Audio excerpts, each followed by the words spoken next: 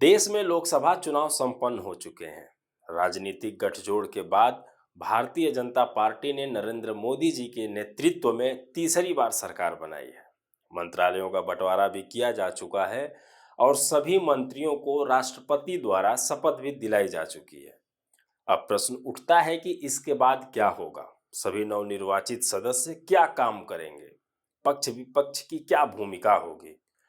नमस्कार, मैं विपिन कुमार और आज हम आपके साथ संसद में होने वाले अलग अलग सत्रों की जानकारी साझा करने के लिए जुड़े हैं। परीक्षाओं में गड़बड़ी, प्रोटेम स्पीकर की नियुक्ति सहित कई मुद्दों पर पक्ष विपक्ष में राजनीतिक गर्मागर्मी के बीच 24 जून 2024 को 18वीं लोकसभा का पहला सत्र प्रारंभ हो गया है। इस सत्र में सबसे पहले दिन प्रोटेम स्पीकर ने प्रधानमंत्री मोदी जी को सदन के सदस्य की शपथ दिलाई और साथ ही करीब 280 सदस्यों को भी शपथ दिलाई। बाकी बचे हुए सदस्यों को दूसरे दिन शपथ दिलाई जाएगी। शपथ की प्रक्रिया नाम के आधार पर राज्य के अनुसार दिलाई जाती है, यानी कि ए नाम से शुरू होने वाले राज्य के सांसदों को पहले शपथ दिलाई जाती है। आइए अब जानते हैं कि इस बार पिछली लोकसभा के मुकाबले क्या अलग होगा। 17वीं लोकसभा के मुकाबले इस बार नजारा बदला हुआ दिखेगा। कुछ बेंचों तक सिमटा रहने वाला विपक्ष इस बार लोकसभा में मजबूत स्थिति में दिखेगा, जहां उनकी कुल संख्या 234 है, जिनमें 99 सदस्य केवल अकेले कांग्रेस के हैं। तो वहीं सत्ता पक्ष की संख्या 293 है, जिसमें अकेले भाजपा के 240 सदस्य हैं। आइए अब आपको बताते हैं कि लोकसभा में होने वाले विभिन्न सत्रों व उनके दौरान होने वाले कालों के बारे में। भारतीय संविधान के अनुच्छेद 85 के तहत राष्ट्रपति समय समय पर संसद के प्रत्येक सदन को बैठक के लिए आमंत्रित कर सकते हैं। प्रत्येक सत्र की अंतिम तिथि के बाद राष्ट्रपति को 6 महीने के भीतर आगामी सत्र के लिए सदनों को बैठक के लिए आमंत्रित करना होता है। आमतौर पर संसद में एक साल में 3 सत्र होते हैं। पहला सत्र है बजट सत्र। बजट सत्र आमतौर पर फरवरी से मई तक आयोजित किया जाता है। यह सत्र संसद का सबसे लंबा और महत्वपूर्ण सत्र होता है।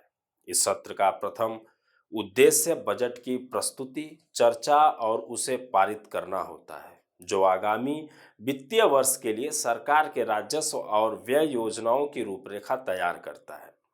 हालांकि इस सत्र के दौरान अन्य विधायी कार्य और बहसें भी होती हैं। दूसरा सत्र होता है मानसून सत्र। मानसून सत्र आमतौर पर जुलाई से सितंबर तक आयोजित किया जाता है।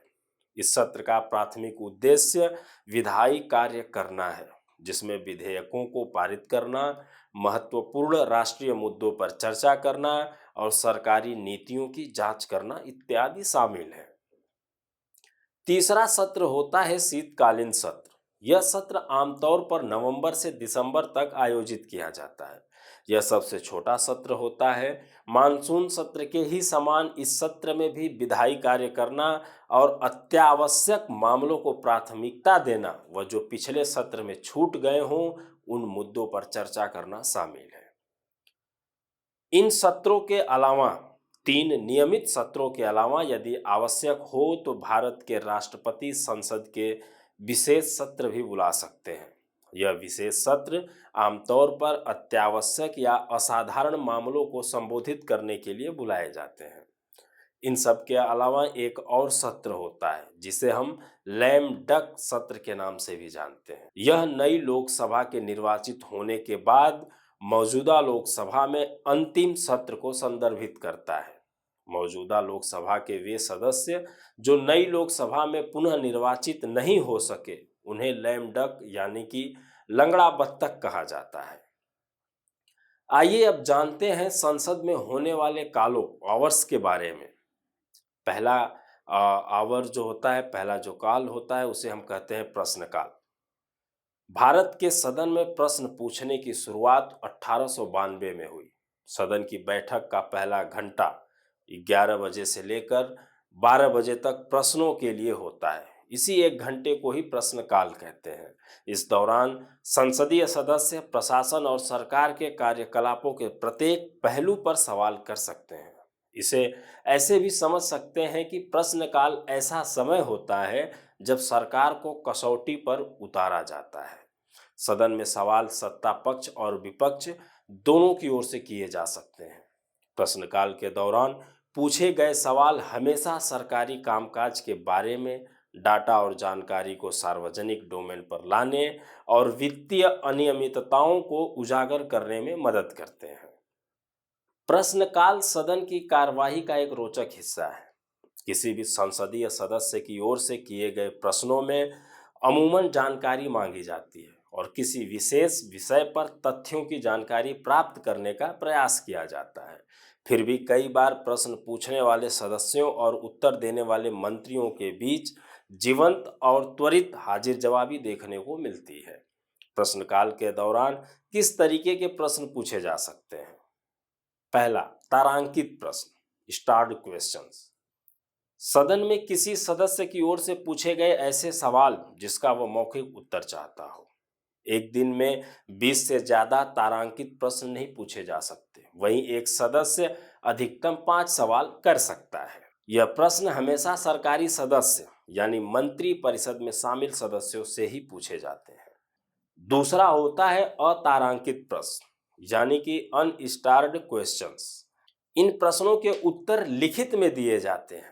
एक दिन में 230 ही अतारांकित प्रश्न पूछे जा सकते हैं। इस प्रकार के प्रश्न गैर सरकारी सदस्य मंत्री परिषद में शामिल सदस्यों से पूछते हैं। तीसरा होता है अल्प सूचना प्रश्न यानी कि शॉर्ट नोटिस्ड क्वेश्चंस। इस तारांकित और अतारांकित प्रश्नों को पूछने के लिए सभा के सदस्यों को कम से कम 10 दिन पहले इसकी सूचना सभा के महासचिव को देनी होती है। परंतु अल्प सूचना प्रश्न कम समय की सूचना पर भी पूछे जा सकते हैं। यह प्रश्न भी गैर सरकारी सदस्य द्वारा मंत्री परिषद में शामिल सदस्यों से पूछे जाते हैं। चौथा होता है गैर सरकारी सदस्यों से पूछे जाने वाले प्रश्न। गैर सरकारी सदस्य वे होते हैं जो मंत्री परिषद के सदस्य नहीं होते। यह प्रश्न उस स्थिति में पूछे जाते हैं जब गैर सरकारी सदस्य किसी विधेयक, संकल्प या सदन के किसी विशेष कार्य के लिए उत्तरदायी होते हैं। अब हम बात करेंगे दूसरे काल के बारे में, जिसे हम शून्यकाल या 0 आवर कहते हैं।